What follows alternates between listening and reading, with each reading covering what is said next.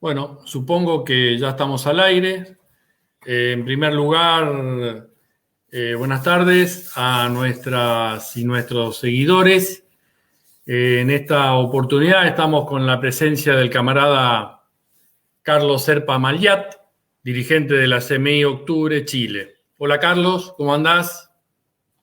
Hola, bien, ¿y tú? Gracias. ¿Cómo estás, Ángel? Gracias por... No, bien, muy bien. Acá nuevamente en un conversatorio para echar un poco de luz y discutir e intercambiar ideas sobre la situación de Chile y la región.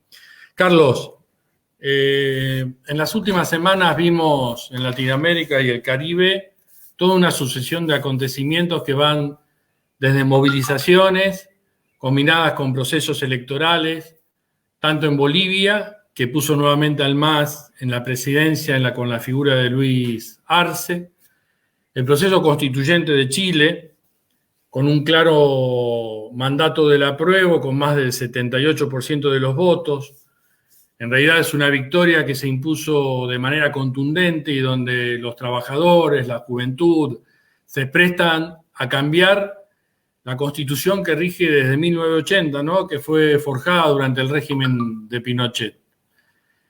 Digamos que en este contexto también se suma a que en estos días, antes de ayer, sin haber todavía cerrado aún definitivamente el conteo de los votos, de quién va a ocupar en definitiva este nuevo periodo que se abre la presidencia en la Casa Blanca, en un contexto político-social extremadamente difícil para Estados Unidos, ya que hay una crisis del sistema capitalista que abarca todos los planos de la vida y que paulatinamente erosiona la confianza en las instituciones de la burguesía.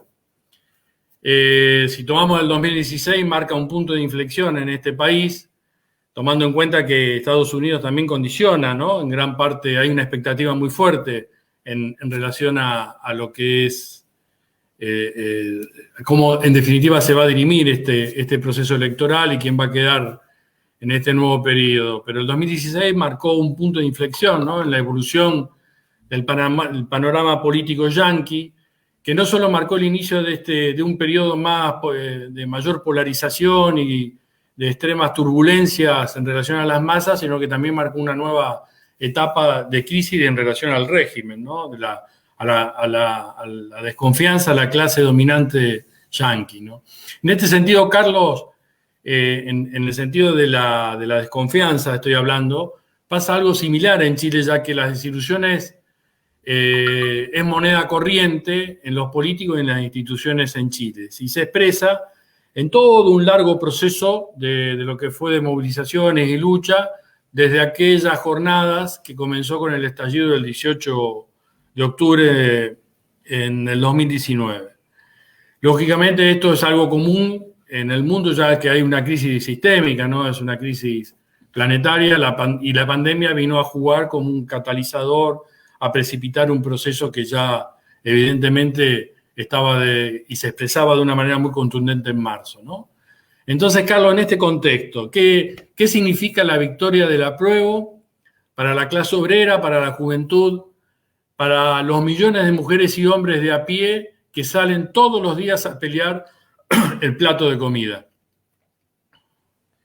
Sí, sí, pues súper buena pregunta porque bueno, evidentemente significa, como tú explicaste, el fin de la Constitución del 80, eh, hecha en dictadura, pero también con esto es también un golpe a los que continuaron gobernando con esa Constitución en los años 90, en lo que se conoció como la transición democrática o la postdictadura, ¿cierto? Los partidos de la concertación. También esto les pega a ellos este rechazo que se venía, claro, acumulando de hace tiempo con una crisis de la iglesia. Tú sabes, seguramente por allá en nuestra región es así, en casi todos los conflictos sociales siempre aparecía la iglesia como mediadora. Ahora nadie le preguntó ni tampoco se ha aparecido.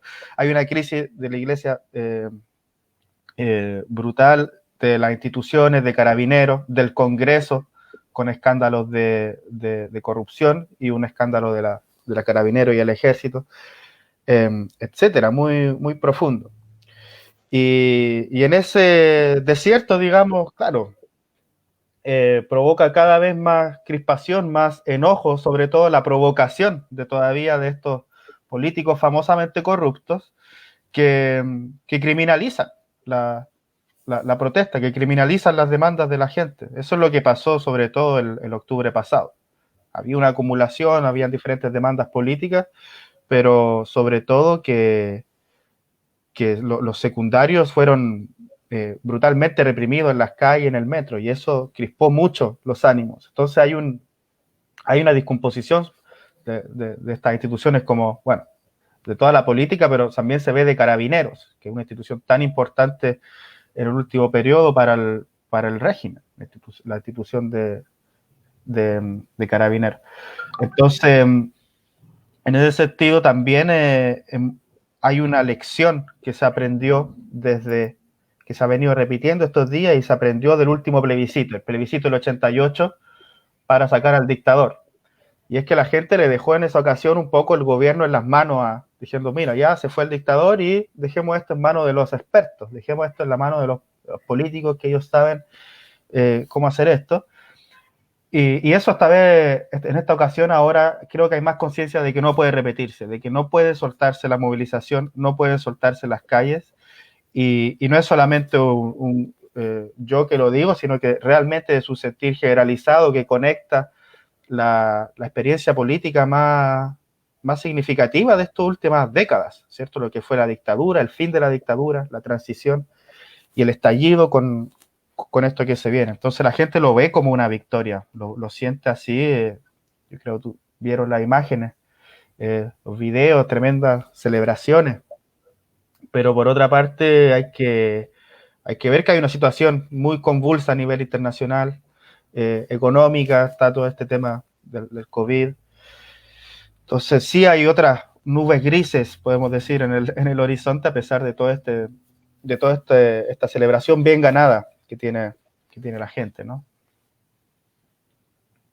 Bien, bien, Carlos. La historia pasada, tanto en Chile como en la región, que se combina con la experiencia, o que en esta historia está la experiencia de lucha de las y los trabajadores, en el pasado y sobre todo en el último periodo desde el octubre de 2019. Ha puesto en primer lugar un claro sentimiento de hartazgo y de bronca acumulada, ¿no? Que esto se evidencia fundamentalmente en que no son 30 pesos, sino son 30 años. Esto me parece que deja muy en claro esta bronca, ¿no? Y este hartazgo. De todas formas, por una serie de factores que indican de manera contradictoria una aspiración de las masas, de los trabajadores, bueno, de todos los sectores populares que recién mencionábamos, de resolver estos enormes problemas nacionales de salud, de educación, de pensiones, de trabajo, o de empleo pleno empleo, esta aspiración de resolverlos dentro de los marcos parlamentarios.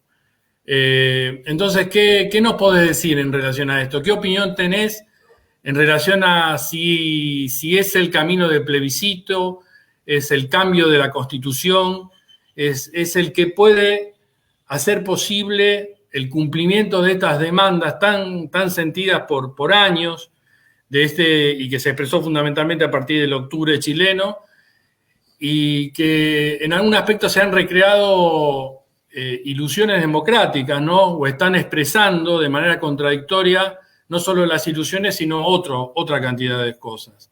Esa sería la pregunta en concreto, pero lo que sí te quiero mencionar un hecho que hoy leía, no recuerdo en qué periódico chileno, hacer referencia de un episodio que pasó en Santiago, en donde digamos que fue increpado el ministro de Hacienda Ignacio Briones, ¿no? En Santiago, ya que el ministerio el 26 de octubre solicitó los datos de quienes habían retirado el 10% de los fondos previsionales, ¿no? Entonces, digo, esto como una anécdota, pero digo, ¿qué es lo que expresa estas ilusiones y al mismo tiempo esta situación contradictoria donde apenas ven funcionarios con una situación como la que generó el Ministerio de Hacienda, cómo avanzan los trabajadores o estas mujeres y hombres de a pie contra los funcionarios que expresan una política antipopular, ¿no? Uh-huh. Sí, hay que acordarse que hay que realmente grabarse a fuego un poco la cronología de lo que fue el año pasado del octubre, porque en realidad es evidente el significado de lo que fue el acuerdo constituyente. Estaba el estallido del 18, los primeros brotes de una huelga general, sobre todo con los portuarios al frente, y luego tenemos la gran huelga general del 12 de noviembre, ¿no es cierto? La más grande en varias décadas. Y producto de eso, en lo que la derecha y los medios llamaron la jornada más violenta que se ha visto nunca en Chile, esa formidable huelga general que expresaba uno de los puntos más altos de organización y de conciencia del movimiento protesta en Chile. Y producto de eso, el 15 de noviembre ellos llegan a este acuerdo de constituyente. Entonces sí, nosotros, por supuesto, lo acabamos de conversar, entendemos el significado que tiene, bueno, la constitución de la dictadura, que se nos decía a nosotros, a los jóvenes, ustedes no conocen la dictadura, ustedes ¿qué salen a luchar? Ustedes son niños, no tienen ni idea. Y vemos este tremendo movimiento que está, que lo comienzan los jóvenes secundarios y que dicen, sí, bueno, no tuvimos la dictadura, pero no tenemos un destino parecido porque estamos gobernados por esas mismas leyes de la dictadura que sobre la base de la impunidad y la continuación de la profundización de este sistema capitalista. Entonces, hay que entender que ese acuerdo fue un producto de esa movilización, ¿no es cierto? Y que si estamos aquí es gracias a eso. Ahora, bueno, ellos han tratado de salir jugando como ellos saben, haciendo sus arreglines, sus acuerdos entre gallo y medianoche, todo lo que ha sido la lógica en todo caso de lo que han sido los últimos 30 años, ¿cierto? Es lo mismo que ha pasado los últimos 30 años, que siempre se hacen acuerdos a la espaldas del pueblo y después se le presentan como que esto fuera un gran regalo. Las grandes demandas que había en el año pasado y que hoy en día son todavía más necesarias eran por pensiones, por educación, por salud, por el precio de la vida en general, por la desigualdad, ¿cierto? Con cómo todo esto, el acceso a cada una de estas cosas en realidad están expresadas de forma tan desigual en Chile. Y la Asamblea Constituyente sí estaba ahí en las demandas en octubre, por supuesto que ha estado mucho tiempo en todo caso, pero hoy en día esas demandas todavía siguen ahí. O sea, todavía si tú miras las últimas encuestas que han ido saliendo, que son dudosas, pero eso se ve, por ejemplo, con este último evento anecdótico, pero que expresan justamente que hay una energía ahí que no va a ser desmovilizada fácilmente y que de hecho la única garantía quizás de que esta asamblea constituyente no sea un show, que no sea un desvío que nos va a adormecer por otros 30 años, es seguir poniendo por delante estas demandas por pensiones y la movilización en las calles y profundizar la organización, o sea, algo que no lo subrayé delante, pero algo muy interesante que pasó en Chile, tú lo has conversado aquí con otros invitados también, que se vio no solamente en Santiago, ¿cierto? En Valparaíso, en regiones, elementos de autoorganización, de asambleas territoriales, cabildos, hubo diferentes nombres, de la primera línea, de brigadas de salud, luego durante la pandemia de ollas comunes, un poco para combatir el hambre y mantener un poco viva la llama de la organización. Entonces, eso es lo que tiene que profundizarse y ese puede ser realmente el camino que pueda ganar realmente estas demandas.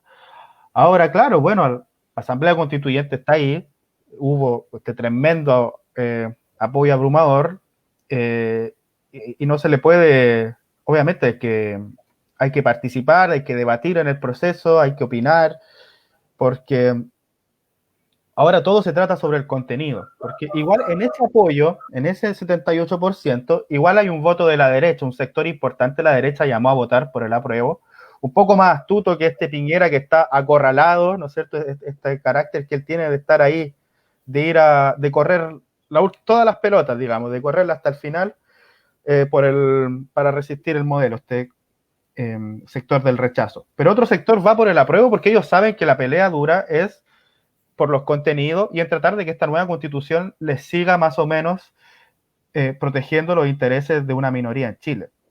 Y no está descartado que esta nueva constitución, a pesar de todo lo magnífico que ha tenido el estallido, la rebelión de octubre, a pesar de eso puede que esta constitución siga estando en manos de una minoría, siga protegiendo los intereses de una minoría. Entonces tenemos que estar alerta y, por otra parte, subrayar de que no está todo dicho, o sea, como tú dices, están todavía la gente movilizándose por las pensiones, todavía está el movimiento secundario, que ha sido un actor principal, muy explosivo, está la situación del movimiento feminista, del movimiento de mujeres, también tremendo, y esos no son actores que van a desaparecer del mapa así ordenadamente, en una salita, ordenado para la Asamblea Constituyente, eso no va a suceder.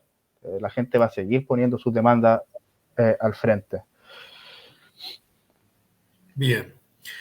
Carlos, bueno, en parte algo tocaste, ¿no? Pero ahora quiero ser más directo, ya que el octubre chileno puso en evidencia fundamentalmente dos líneas muy claras, ¿no? Por un lado, el papel que jugaron ciertos partidos políticos como el Partido Socialista, el Frente Amplio, el Partido Comunista Chileno, que forjaron un camino digamos, de la Carta Magna, con el Acuerdo de Paz, en todo el proceso del año pasado también tratando el PC más contradictoria, ¿no? Jugando tal vez, poniendo los pies en dos canastas, pero tanto el Frente Amplio como el Partido Socialista teniendo más en claro, tratando de encorsetar ese movimiento maravilloso que surgía en las calles, ¿no?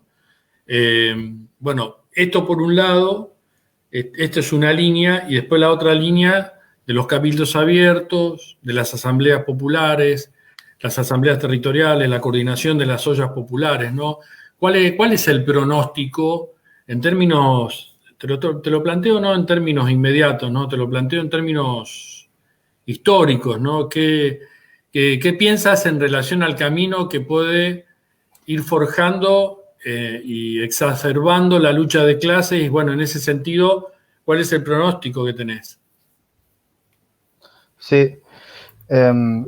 Bueno, hay un aspecto un poco inédito, de nuevo por segunda vez en Chile, y es que hay un candidato muy popular ahora, o relativamente popular, dadas las circunstancias, a la presidencia. O sea, incluso al día siguiente del plebiscito, cuando toda la gente estaba reconociendo este triunfo como su producto de ellos, como propio, producto de la movilización en las calles, producto de las demandas que la gente puso en la asamblea, en los cabildos, al otro día salen estos partidos a candidatearse, diciendo, mira, que este va a ir de presidente, que mira, vamos a hacer esta otra lista. Nadie les preguntó, nadie les está pidiendo que hagan nada de eso.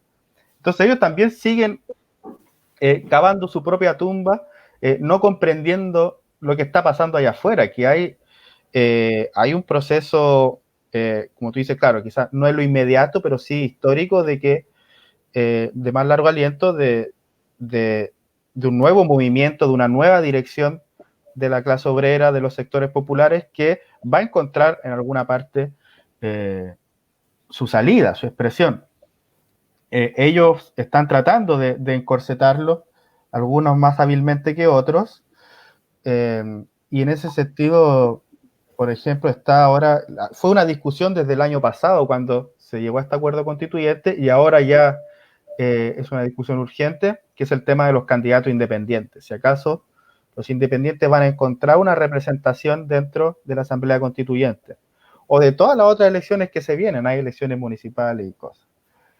Pero no se trata solamente de estos aspectos técnicos que hay sobre esta firma y lo otro, sino si realmente esos independientes van a expresar un nuevo movimiento, si realmente van a expresar las demandas profundas no solamente que en términos de consigna, sino como tú dices, de toda esta nueva forma de relacionarse, de organizarse que tiene la clase trabajadora, que lamentablemente ya no responde como antes a los sindicatos o a los partidos políticos como antes.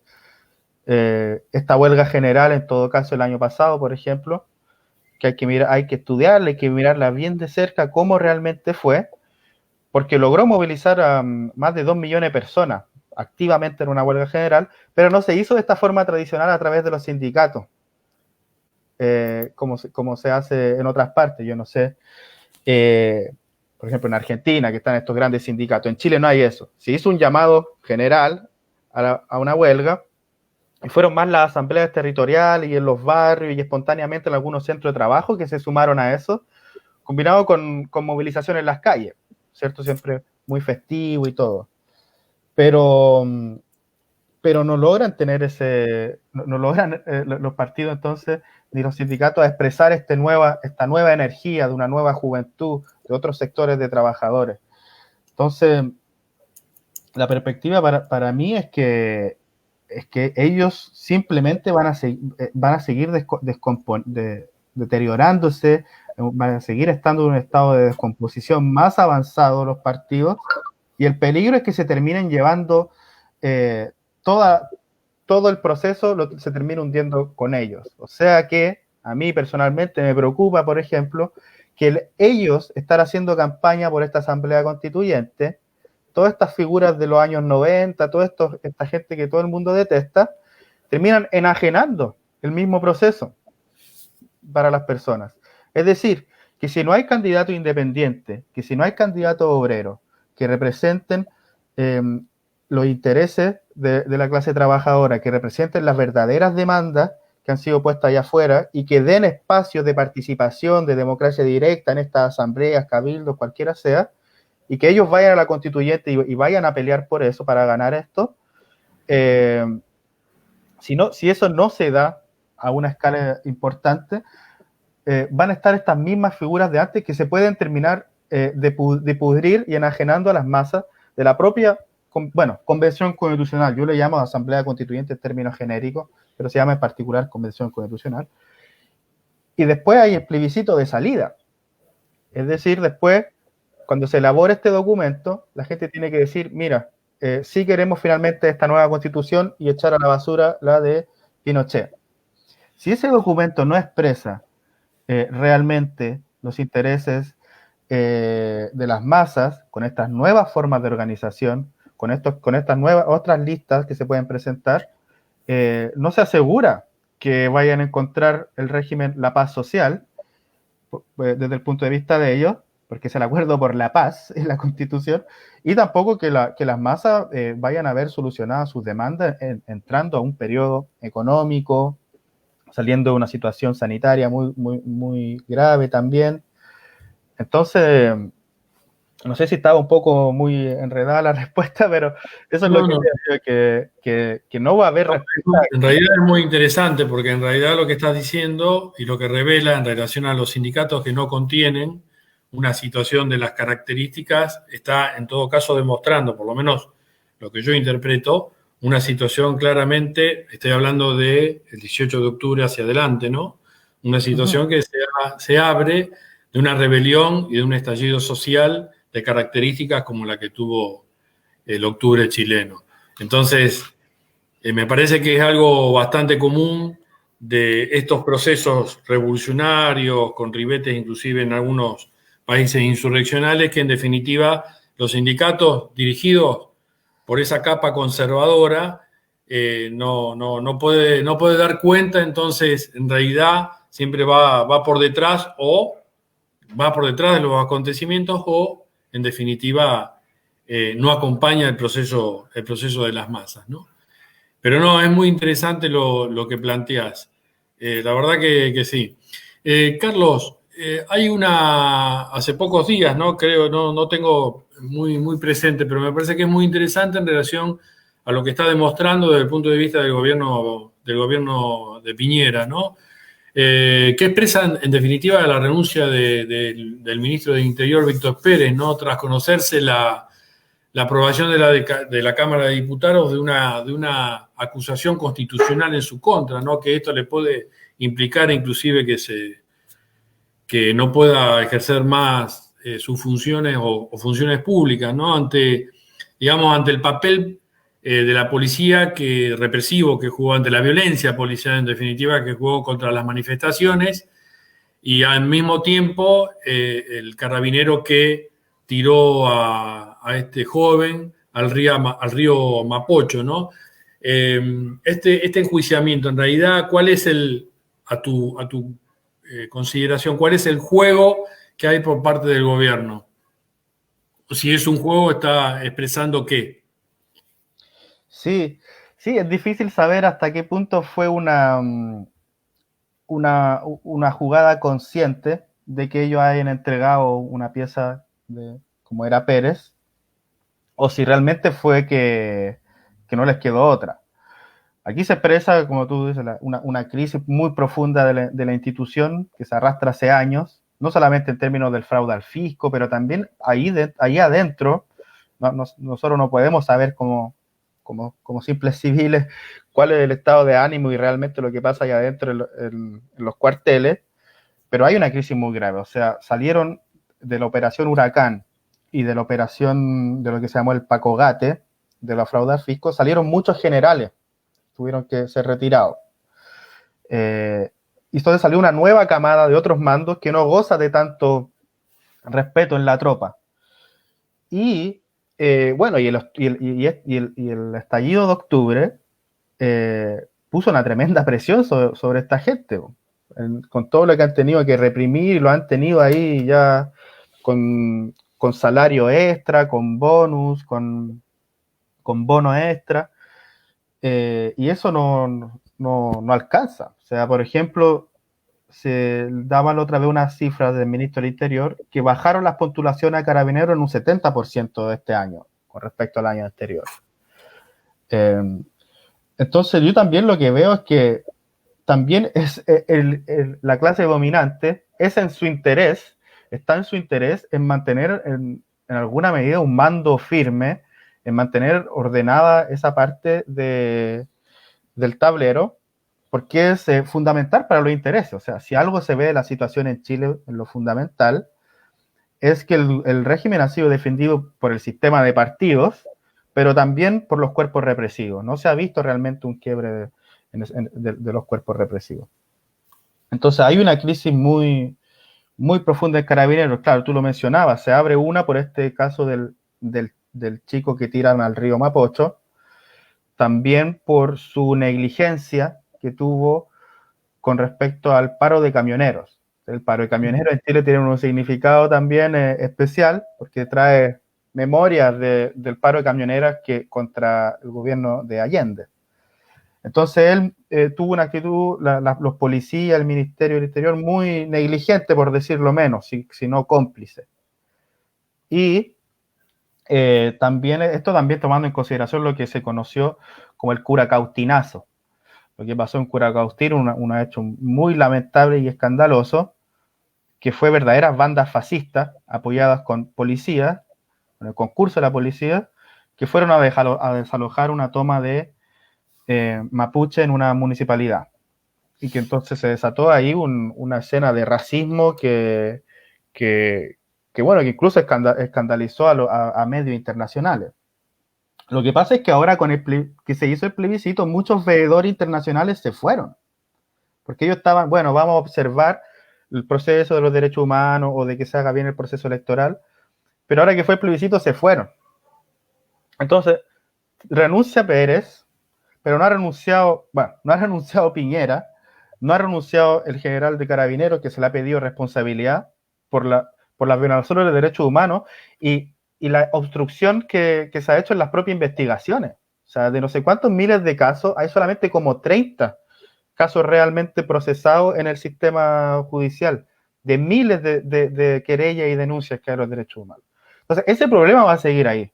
En realidad, ahora ya que vamos a tener un cuarto ministro del Interior, casi que una anécdota, duró 98 días este Pérez, Y a quién le importa quién va a ser el próximo. Va a ser otro responsable, otro asesino, que ahora sin veedores internacionales, ahora de que estamos con la constitución más paritaria del mundo, quién sabe qué otras atrocidades van a seguir haciendo. Entonces, hay por una parte, claro, está muy golpeada la derecha en el gobierno, pero, pero no es nada. Esto para mí no significa gran cosa. Lo más importante es que la gente, el movimiento, los sectores populares, la clase trabajadora tiene que entender que esto no se va a ganar con estos símbolos de que uno renuncie, y menos con acusaciones constitucionales, que es lo que querían hacer el año pasado. Y solamente para terminar respuesta con esto. El año pasado, cuando estaba todo el movimiento en octubre, noviembre, que la principal demanda era renuncia a Piñera, ¿no es cierto?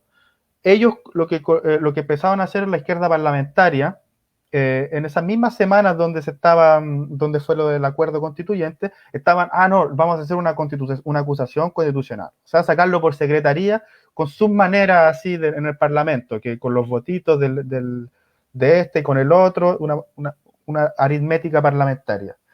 Eso no funciona. Y en esa instancia fue de hecho una traición, un desvío de la atención y de cuál era la posibilidad real de cambiar el sistema en Chile, que no se hace con esos con esa maniobra en el Parlamento. Entonces yo creo que no hay que alimentar ninguna esperanza de que, de que esto nos puede beneficiar o que es una conquista de que renuncie o no el ministro del Interior. Yo creo que hay que seguir para adelante y retomar esa movilización del año pasado porque renuncie Piñera y volver a poner en pie una huelga general ahora que se viene quizás el aniversario. Bien. Hay una pregunta de Lisandro Guti en el chat. Dice, me gustaría conocer más sobre los sindicatos chilenos y los dirigentes sindicales y sus posiciones. Sus posiciones, supongo que Lisandro se refiere a todo el octubre chileno, ¿no? Quiero entender eso. Sí, muy buena pregunta, porque ahora se olvida, son estos episodios que a lo largo quedan un poco olvidados algunos actores, pero sí pasó algo muy importante en lo que fue unidad social, ¿cierto? Fue que logró agrupar cientos de organizaciones sociales, sindicales, de mujeres, un montón. Estuvo ahí los secundarios también, y ellos un poco organizaron esta huelga general del 12 de noviembre, pero fue una organización por arriba, o sea que era una reunión de muchos dirigentes de organizaciones, pero que no expresaban las discusiones de la base, ni las demandas de la base. Pero sí fue muy interesante, hay algunos sindicatos que ahí jugaron un rol, por ejemplo, bueno, lo que fue el colegio de profesores, los sindicatos que están en No Más AFP, o sea, No Más AFP, que es un movimiento para poner fin al sistema privatizado de pensiones, es un movimiento donde en realidad que está la coordinadora, está compuesto por sindicatos, ¿cierto? El dirigente es un dirigente de un sindicato bancario.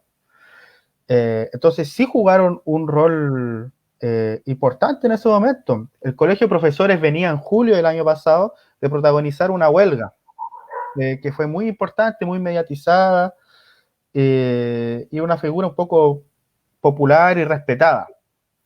El problema, de nuevo, es que estos sindicatos, después de que se llegó al acuerdo constituyente, no siguieron presionando por el fuera Piñera y no siguieron desarrollando los elementos más maravillosos que tenía la rebelión, ¿no es cierto? Los elementos de la autoorganización y de poner en pie la huelga general en base a esta organización. También fue un poco contrastante el rol que tuvo el sindicato de la Unión Portuaria de Chile, que también ellos es un sindicato que se ha venido construyendo a contracorriente de los sindicatos amarillos, al servicio de la patronal, desde los 2000 ya. Pero se han ganado un lugar privilegiado para dirigir el movimiento. Siempre ellos están un paso más adelante, que es lo que uno esperaría de una dirección de trabajadores.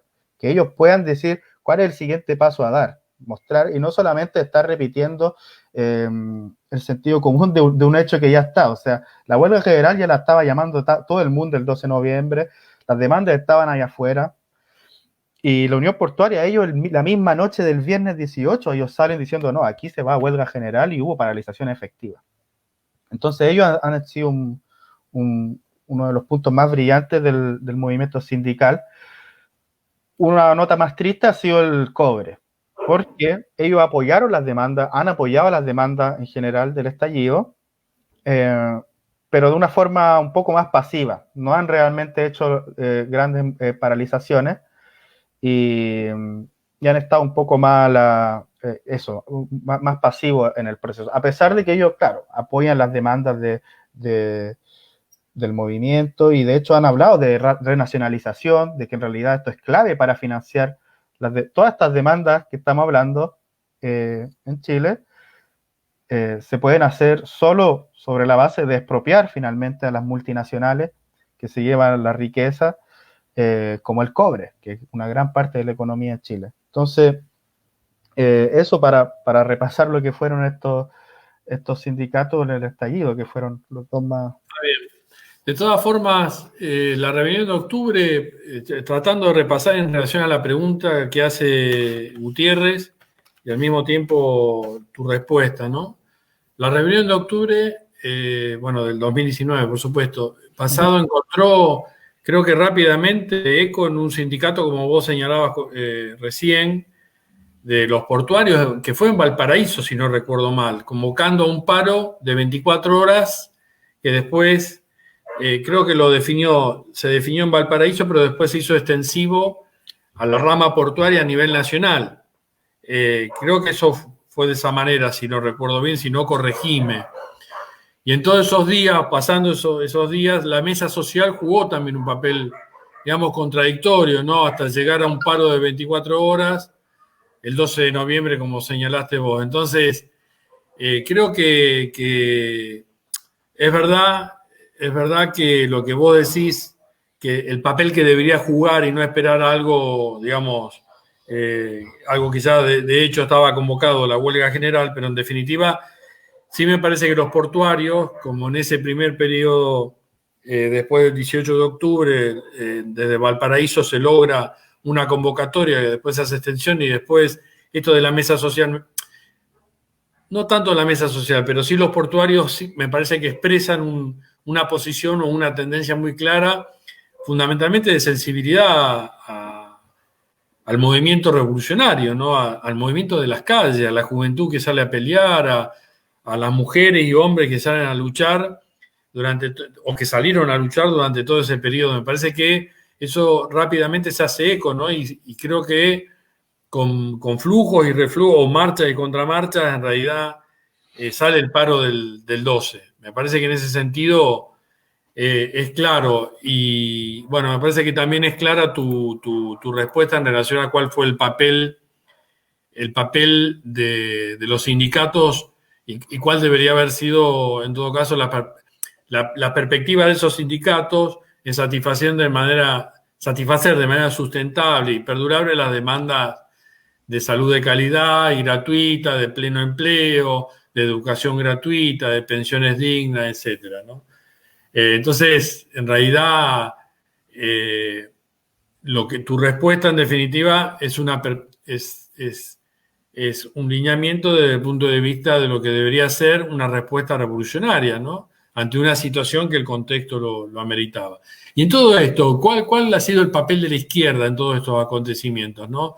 Ya que hay sectores de la izquierda chilena, fundamentalmente, que hay una serie de ecos acá en Argentina también, que levantan la Asamblea Nacional Constituyente como una salida para la clase obrera, ¿no? ¿Cuál fue este papel de esta izquierda? Sí. Bueno, en última instancia sobre todo en el mes de noviembre, fue bastante pernicioso, porque en realidad es algo que pasa en Latinoamérica. Cada vez que hay una crisis social grave, cada vez que se pone en cuestión todo para cualquier demanda para hacer cambios estructurales, se pone en pie esta cosa de la Asamblea Constituyente. Y lo que pasa es que la Asamblea Constituyente no es más que otro congreso burgués, solamente que tiene la tarea particular de hacer otra constitución.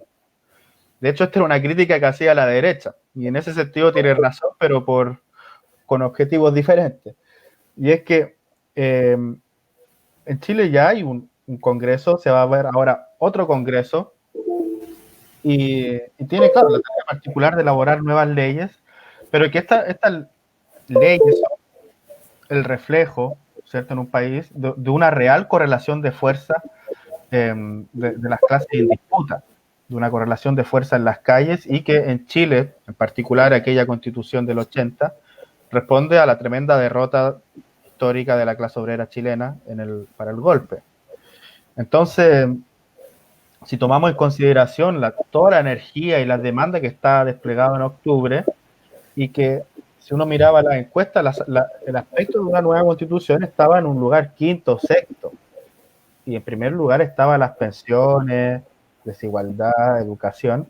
O sea que se entiende la nueva constitución como un modo de resolver esto. Y lo que pasa es que, claro, muchos plantean, yo también a veces lo digo indistintamente, la Asamblea Constituyente, la Convención Constitucional, etcétera, que puede haber una verdadera Asamblea Constituyente, como una Asamblea Constituyente ideal. Todas son diferentes, la experiencia comparada, no sé, son todas muy diferentes las asambleas constituyentes, y en general las masas no logran entender si es que uno le pone una coma más o una coma menos de que esta asamblea constituyente es la verdadera. Lo importante para mí era que sí había demandas, que sí estaba tomando forma un programa, y a través de órganos o elementos que podrían ser órganos de poder en Chile para una nueva legalidad, si se quiere, que es la palabra que tanto circula en los medios, una nueva legitimidad, porque lo que ellos están buscando es darle legitimidad al régimen de explotación, que ha perdido completamente su legitimidad. Entonces dicen, una nueva constitución le va a dar un nuevo barniz al régimen de explotación. Y la verdad es que no está claro, como yo te decía al principio, de que una nueva constitución, la que va a salir, si es que no hay realmente, si con todos los límites que hay en los independientes, con todo el aspecto del quórum, que eso se denunció el día 1, desde que salió el acuerdo, se denunció, aquí no van a poder participar los independientes, aquí van a seguir participando los mismos expertos, abogados constitucionalistas, los mismos partidos políticos de siempre.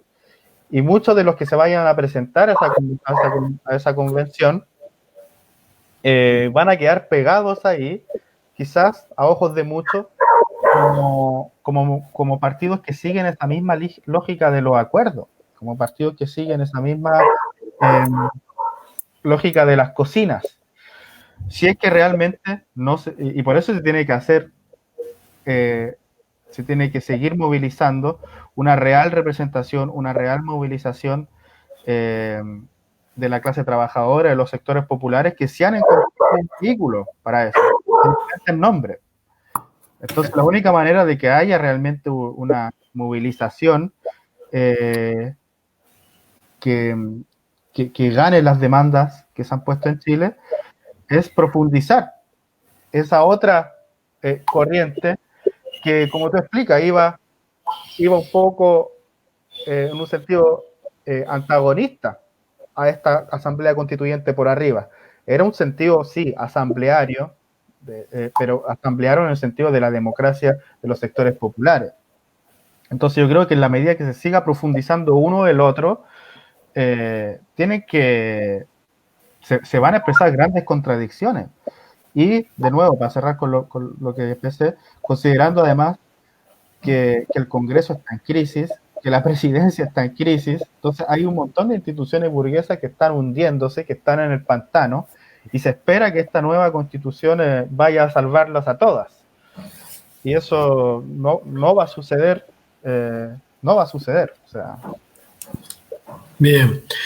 Eh, es claro que esto no es algo privativo de Chile, ¿no? Me parece que es una situación que se vivió prácticamente en muchos países donde se exacerbaba fundamentalmente la lucha de clases, ¿no? Y que fue en todo caso atravesado por la pandemia, ¿no? Y que en algún aspecto esto puso un impas en la lucha de clases. Me parece que en ese sentido está muy claro que inclusive después de la huelga del 12 de noviembre en Chile, en realidad inclusive el debate que hubo dentro de la moneda con Piñera y parte del ejército, parte del, digamos, del Estado Mayor del Ejército, que prácticamente definen o se pone a un costado en el sentido de esta situación de profundizar una mayor represión. Me parece que en noviembre, después, si se quiere, hubo un impas después de la huelga, muy, muy relativo, pero en definitiva después se retomó nuevamente el 8 de marzo, el 1 de mayo, bueno, pero que después fue atravesar, más que el 1 de mayo, el 8 de marzo, ¿no? Donde vos lo mencionaste en una de las respuestas que hiciste en relación a este inmenso movimiento de mujeres, ¿no? En ese sentido, digamos que, y después donde como se tradujo ese hilo conductor también en las ollas populares, en donde en realidad había una coordinación dando una respuesta ante el hambre, la desocupación, desde el punto de vista de lo que significaba la coordinación y realmente elevar a un plano político las ollas populares. Entonces, en ese sentido, me parece que queda bastante en claro cómo en un periodo, desde el punto de vista de una curva muy, muy, muy alta de contagio que vivió también Chile, que digamos está dentro de una lógica general de nuevos brotes que hay en toda la región.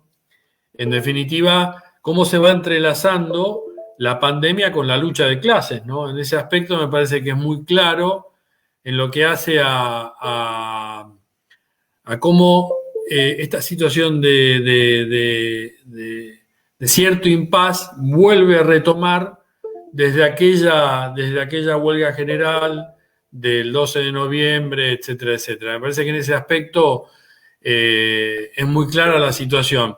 Pero también quiero, en relación a todo lo que veníamos hablando, en relación a esto de la Asamblea Constituyente, porque es clara la que hay, digamos que hay dos sentimientos, más allá que después se pueda realizar una Asamblea Constituyente dentro de los marcos de la institucionalidad capitalista, del Parlamento, pero hay un sentimiento popular, un sentimiento en la clase obrera, en la juventud, de que la Asamblea, esa nueva Carta Magna, esa nueva Asamblea Constituyente pueda resolver los problemas de salud, pueda resolver los problemas de salud gratuita y de calidad, de educación gratuita y de calidad, de pensiones de pleno empleo. Entonces, en ese sentido me parece que es clara el sentimiento y en todo caso es un proceso que los revolucionarios, los revolucionarios en general y particularmente los revolucionarios agrupados en octubre, CMI Octubre Chile, deben acompañar dando una batalla política y un contenido político, ¿no? Porque lo que sí se ve, y esto es muy claro, y creo que sería una buena intervención tuya en función de que puedas desarrollar más la trama fina de esta suerte de abstracción que hacen los grupos de izquierda en relación a la unidad de la izquierda. Una unidad que en definitiva esto se liga también con otra pregunta que te la voy a hacer luego, pero digo, esta suerte de unidad de la izquierda en relación a una unidad que pareciera como que deberíamos agruparnos todos en base a qué.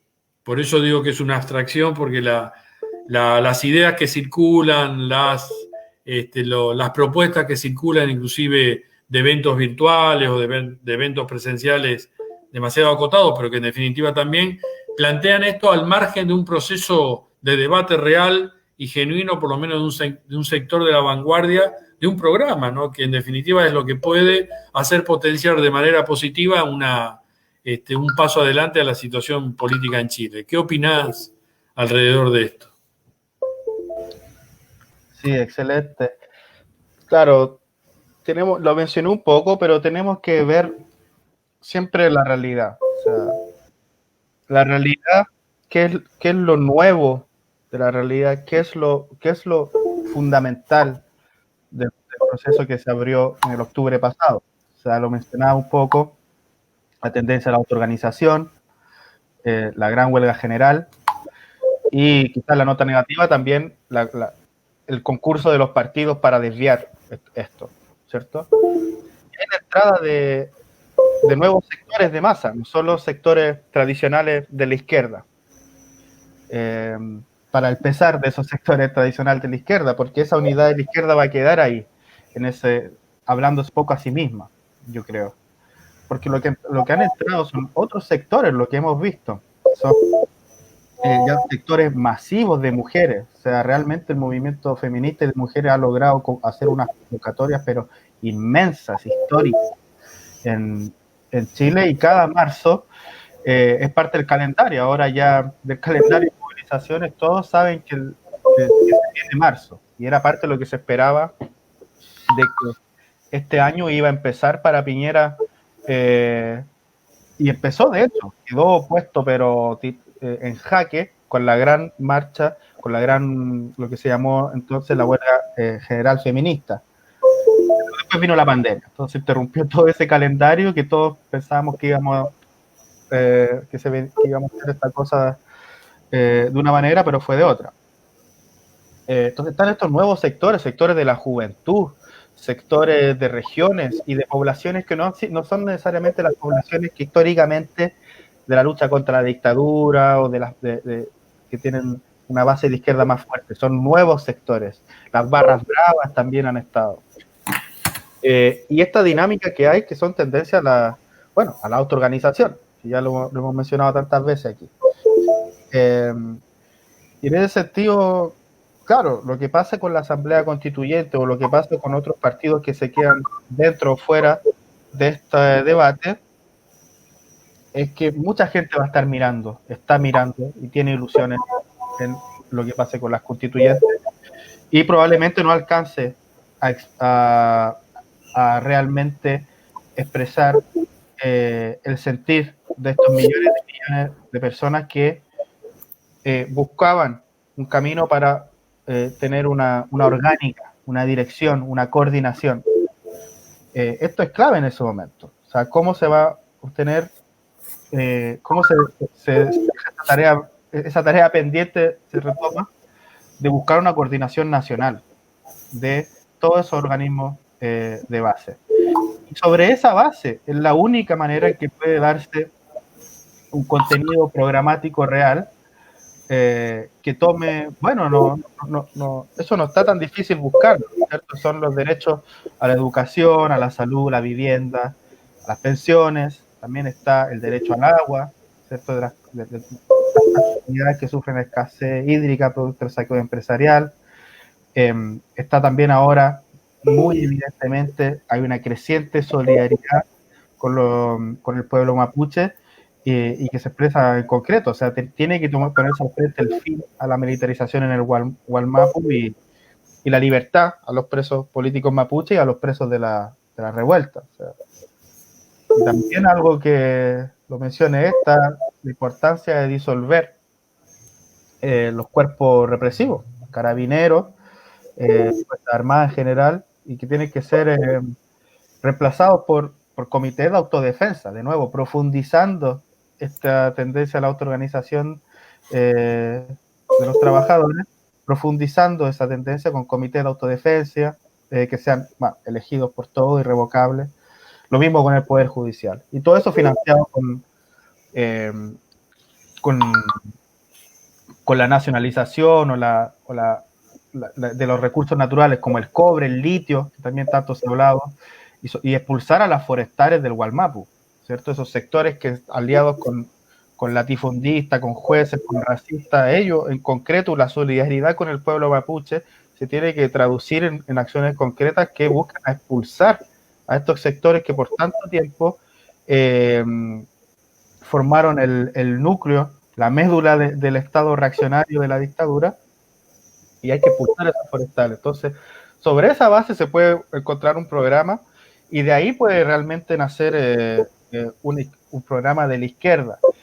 Lo que nosotros buscamos en particular como la corriente marxista, no es tanto los acuerdos con tal o cual dirigente de tal grupo de izquierda, sino realmente tener una corriente, como lo dice el nombre, marxista de base en los centros de trabajo, en la juventud, en las organizaciones de mujeres, en las organizaciones territoriales, y no tanto buscar tal o tal acuerdo por arriba, aunque sea con estas organizaciones de izquierda o socialistas o revolucionarias, porque eso, si es que no expresa realmente una corriente real, si es que no expresa realmente este programa real de las bases, no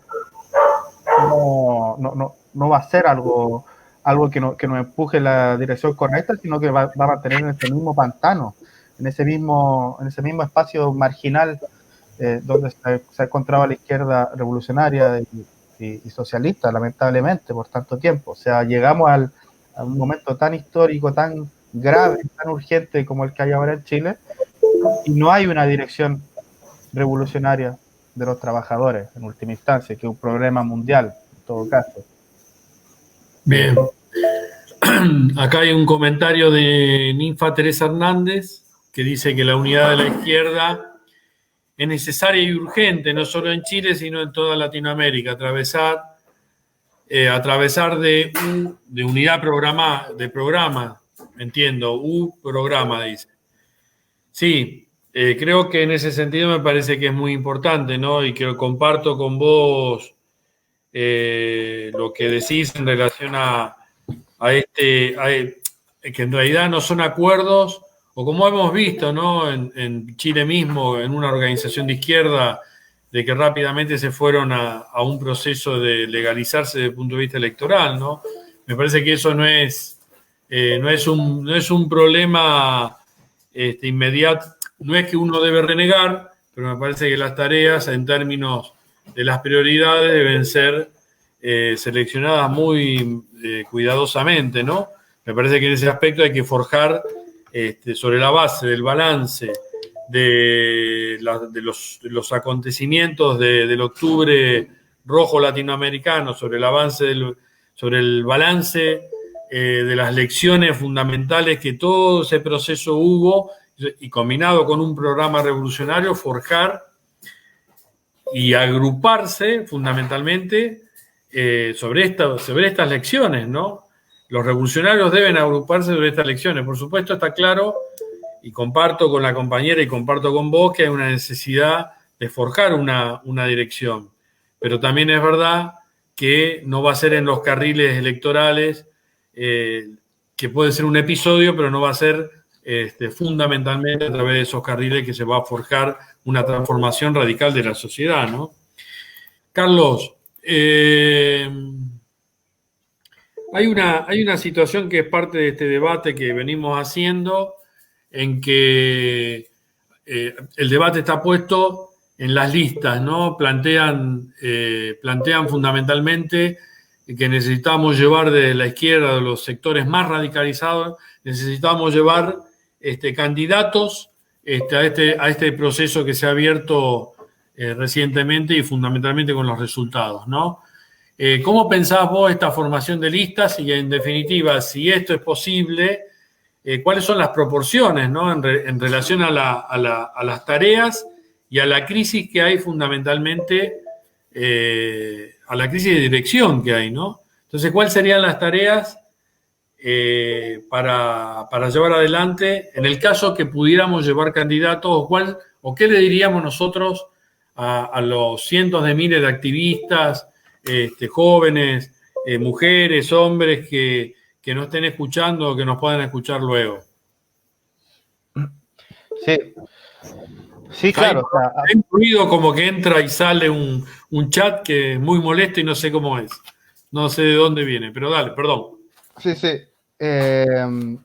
Claro, porque, bueno, hemos hablado harto de la Asamblea Constituyente, creo que también en las publicaciones que hemos hecho, hemos hemos explicado los límites que esto tiene, hasta el cansancio, pero claro, la atención de nosotros está puesta ahora en cuál es el siguiente paso, tiene que estar siempre ahí concretamente, y lo cierto es que, bueno, hay un triunfo abrumador del apruebo, mucha gente probablemente, todavía más jóvenes, quizás con menos miedo de la pandemia también, los más viejos van a votar más en abril.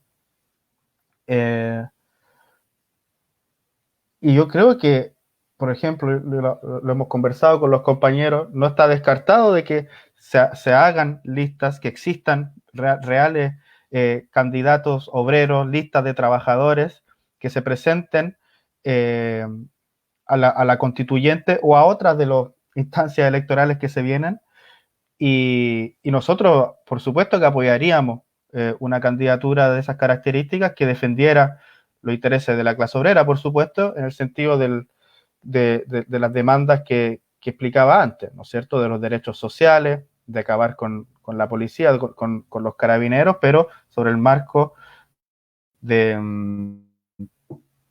expropiar a los capitalistas, de expropiar a los grandes económicos, a los grandes grupos económicos de Chile. Entonces, claro, nosotros no es la tarea principal a la que nos abocaríamos, siendo realistas con nuestros recursos, siendo realistas con, como tú decías, de cuáles son las prioridades.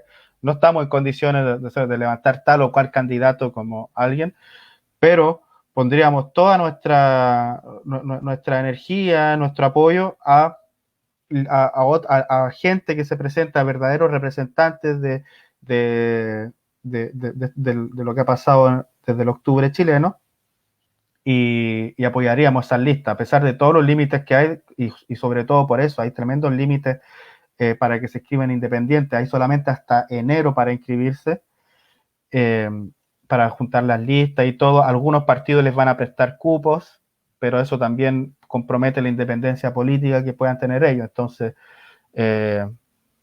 yo creo que los marxistas lo que vamos a hacer es apoyar las listas de trabajadores que contengan las principales lecciones del octubre chileno. No sé si era esa tu pregunta con respecto a si apoyaríamos o no una lista así.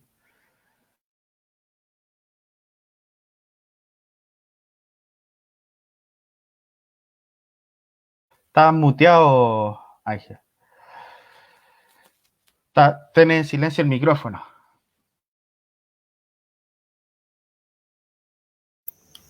Perdón, pensé que cerré el micrófono pensando que era yo el que tenía ese ruido, pero no. Que en realidad sí, la pregunta en parte está respondida, ¿no? En el sentido de que la cuestión de las listas me parece que es importante en términos porque hay un debate que me parece cómo el sector más radicalizado o los sectores de masa, cómo pueden expresar esa necesidad de forjar un camino distinto a los candidatos políticos que representan el refrito de lo viejo, ¿no? Que hacen piruetas y que se maquillan, pero que en definitiva siguen siendo el mismo plato recalentado de años, ¿no? Esto que vos señalabas de toda la década del 90, que aparecen nuevamente estos tipos a la palestra a mostrar algo diferente que no lo es. Entonces, me parece que en ese sentido hay una necesidad en la lógica de entender que a lo mejor es una de las herramientas. También hay que entender el proceso constituyente en la lógica de las masas en función de los cientos de miles de trabajadores de la juventud, en función de esta crisis que hablábamos de dirección, ¿no? En la medida que esta crisis no estén en un proceso de resolución, evidentemente los trabajadores, como en Argentina, cuando se obturan determinados caminos, determinadas maneras de expresarse, buscan las herramientas que tienen. Y el 2019, para la Argentina, para los trabajadores, las trabajadoras y los sectores populares, en las PASO se expresó con un tremendo urnazo que dejó knockout al gobierno de Macri. En ese sentido, había habido en el 2018 todo un proceso, todo un año de luchas, de que las masas intentaban poner su agenda en la lucha de clases. Lógicamente primó la lógica, tenemos un 2019, no queremos un 2001, por todo un segmento del arco sindical político que planteó salvar la gobernabilidad. Evidentemente, Chile tiene una situación diferente, ¿no?, a lo que es Bolivia, a lo que puede ser Brasil, con esta suerte de que Lula puede aparecer nuevamente en el proceso electoral del año que viene, o el PT, con Lula atrás, o esta idea de Correa en Ecuador, Kirchner o Fernández en Argentina. Este tipo de mediaciones, la situación es esa mediación de esta vuelta de nuevos gobiernos populares, si se quiere, como AMLO en México, genera cierta ilusión y genera nuevamente esta vuelta, este ciclo nuevo, entre comillas nuevo, en un contexto político y económico y social totalmente diferente, ¿no? Pero no deja de ser una mediación. Y Chile en ese sentido no la tiene. Parece que en algún aspecto tiene otras dificultades, pero estas dificultades por lo menos no aparecen a la vista, no aparecen, es como que hay un proceso, por lo que entiendo o interpreto desde mi opinión, acá a muchos kilómetros en Argentina, es como que es un proceso de aprendizaje mucho más rápido y que la situación puede pegar giros muy bruscos en la medida de que no se sienta la satisfacción real y genuina de que a través del proceso constituyente pueda, en definitiva, resolverse los grandes problemas que demandan las masas, esto que decías, de agua, de educación, etcétera, etcétera. Me parece que en ese aspecto es fundamental.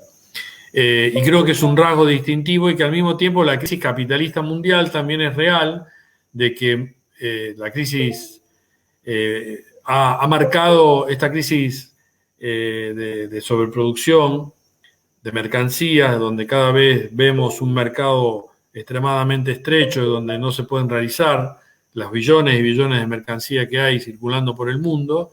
En definitiva, digamos que establece un contexto político y mundial de exacerbación de la lucha de clases, que empuja en todos los países, dado que el reformismo no puede dar reformas como lo daba antes en el caso de nuestros gobiernos y sobre todo en esta región, y fundamentalmente digo que en Chile vamos a estar en esa situación de esa mediación que no está, en este contexto que señalaba, y bueno, ¿cuál es en concreto la perspectiva para los compañeros del octubre, de la CMI Octubre, ¿no?, en Chile? ¿Cuáles son las tareas fundamentales? Digo, ya señalaste las tareas fundamentales en términos de lo inmediato en lo que hace a las listas, a retomar el hilo conductor de la huelga, pero bueno, también está planteado que para ustedes, ante la crisis que hay, ¿no?, fundamental de dirección. Sí. Perdóname, muy largo sí, No, se entendió bien, porque, claro, hay una tendencia, porque es verdad que hay ilusiones en la nueva constitución, en la asamblea constituyente, que son fuertes por todo lo que explicamos, que acaba con la constitución de Pinochet y con todo lo que se ha pasado desde el estallido y todo, pero también porque claro, hay muchos que dicen, mira, esto se va a ir por la constituyente, la gente tiene muchas ilusiones, mira este voto. Sí, esa es una parte de la historia. La otra parte es que nada de esto ninguna de las demandas ha sido resuelta y muchas de ellas van a solamente profundizarse en su gravedad. La situación económica de Chile se va a contraer un 6% del PIB para este año. La situación de escasez hídrica no va a mejorar, el desempleo sigue está en el 12%, para regiones como Santiago más alto, en Valparaíso también. La situación de participación laboral femenina también se ha retrocedido y eso tiene muchas repercusiones también en en la vida de las mujeres. Entonces, hay muchos aspectos que son los catalizadores, los aspectos más combustibles de la situación en Chile que no se van a resolver y solamente han sido agravados por la pandemia, la situación económica y la situación de represión también que existe con todavía los presos que hay de la revuelta, más de 2.000 personas, la situación que existe en el Gualmapu, que es una situación histórica también de represión al pueblo mapuche, y esa descomposición en Carabineros. Entonces, todos estos factores pueden apuntar a que estas ilusiones democráticas que hay en la Asamblea Constituyente no duren menos de lo que ellos tenían planeado, y que sí vamos a ver grandes movilizaciones, sí vamos a seguir viendo grandes huelgas. Yo creo que eso se va a seguir produciendo, y de hecho hay pequeñas, claro, anecdóticos de pequeñas manifestaciones por las pensiones. Ahora tuvieron que dar el segundo retiro del 10%, no lo conversamos mucho, pero eso se ganó en julio pasado, el primer retiro del 10% de las pensiones, ahora se ganó otro 10%. Entonces, claro, para nosotros la perspectiva es que no hay que encandilarse con la victoria abrumadora, con el gran apoyo en los votos a la Asamblea a la Convención Constitucional, porque la cosa no va a ir muy tranquilamente. O sea, tal como el año pasado nosotros pensamos que teníamos o comenzando este año, pensamos que teníamos un calendario. Decimos, mira, en marzo la gente se fue de vacaciones, volvemos a marzo con la marcha de las mujeres, excelente, después se movilizan los estudiantes, como todos los años, ¿cierto? Siempre, bueno, yo soy en mi año, siempre sabíamos que entre abril y junio, julio iba a haber movilización estudiantil, y después, bueno, esos calendarios ya no nos sirven, ya la cosa, ni siquiera para los aspectos de las movilizaciones, ni para los aspectos de la economía, ya las cosas van muy aceleradas, y los eventos internacionales van solamente a coadyuvar en esa dirección, a acelerar las cosas, y ya no solamente de países, como se puede decir, marginales, ¿no es cierto? Ya no solamente países pequeños como Chile, sino otros países. Todavía falta ver qué va a pasar, qué va a seguir pasando en Brasil. Todavía falta saber qué va a seguir pasando en Estados Unidos. O sea, grandes países centrales que arrastran toda la economía de la región, y que las clases populares también miran la experiencia política que se hacen allá. Van a seguir dándose grandes eventos que de momento solamente tenemos que estar optimistas que la clase obrera va a encontrar un camino para organizarse, para encontrar su propia dirección con independencia. Y en Chile efectivamente, no hay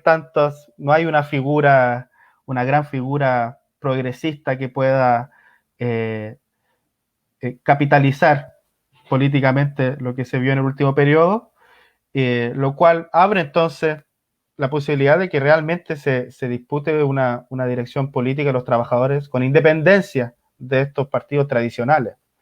Yo creo que esa es la principal tarea, es construir esa dirección política de los trabajadores que pueda entonces, en un momento clave, intervenir y poner en práctica las principales lecciones del octubre chileno, que son estas tendencias a la autoorganización, y coordinar nacionalmente estos organismos de poder de la clase obrera, y que entonces apunten a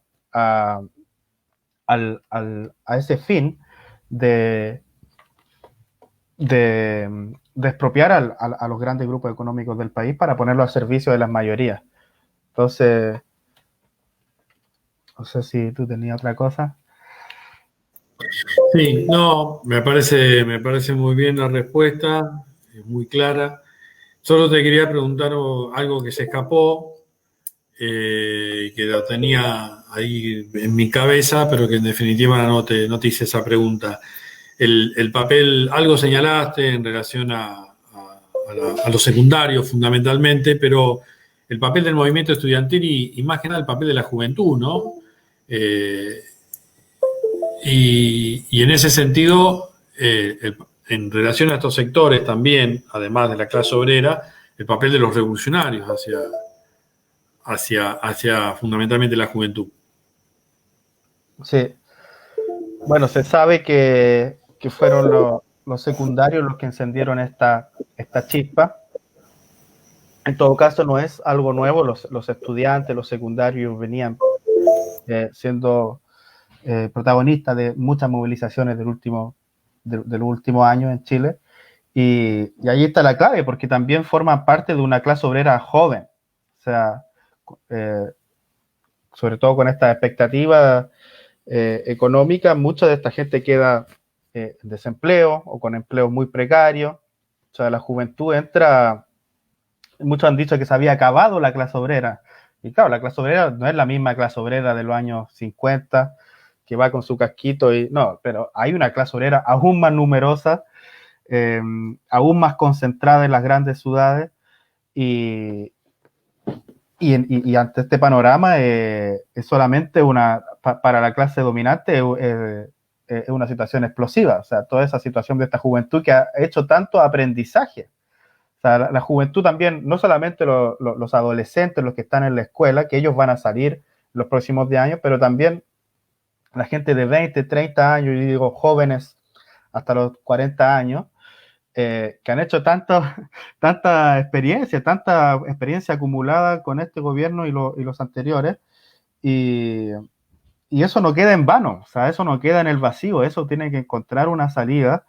De todas maneras, aunque se haya dicho que fue un tremendo récord de participación, sí, el fin de semana del plebiscito, igual un 49% de personas no votó.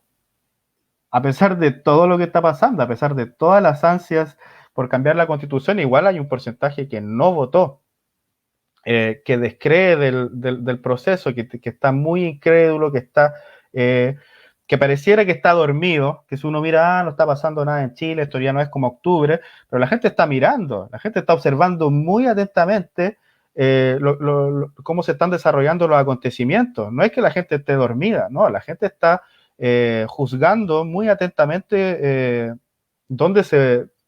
cómo se puede librar un combate decisivo, y si es que acaso tenemos los medios realmente para hacerlo, y cómo construir esa organización que puede dar esos combates decisivos es lo que queremos hacer los marxistas en Chile, ¿no?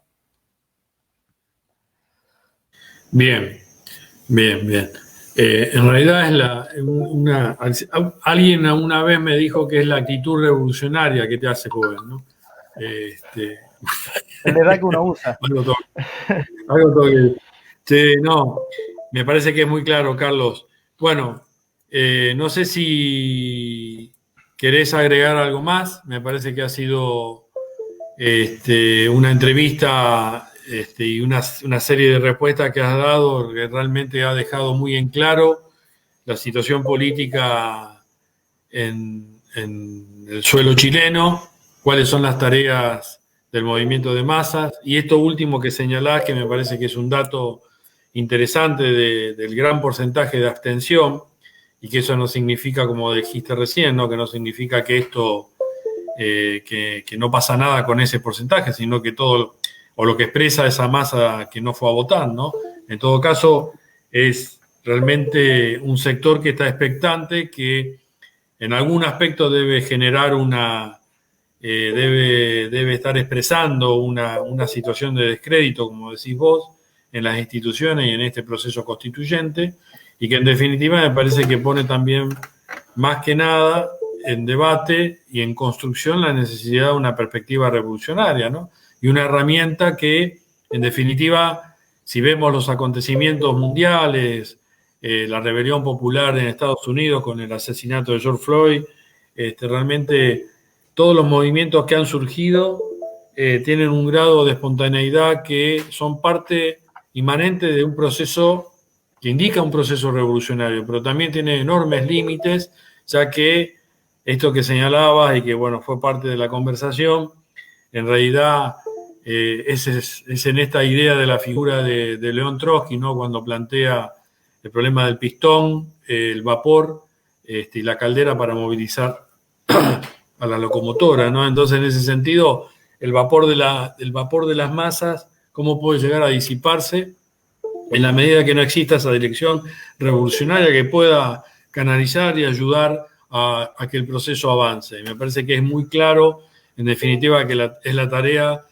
de la CMI, de los revolucionarios en Chile, en Argentina, en todos los países del mundo, porque esto es una situación inédita también que la que estamos viviendo, y no solamente por la pandemia, sino por la crisis fundamentalmente que vive el capitalismo, que está marcando una época distinta, una época de cambio. Carlos, no sé si querés cerrar con alguna intervención que te parezca.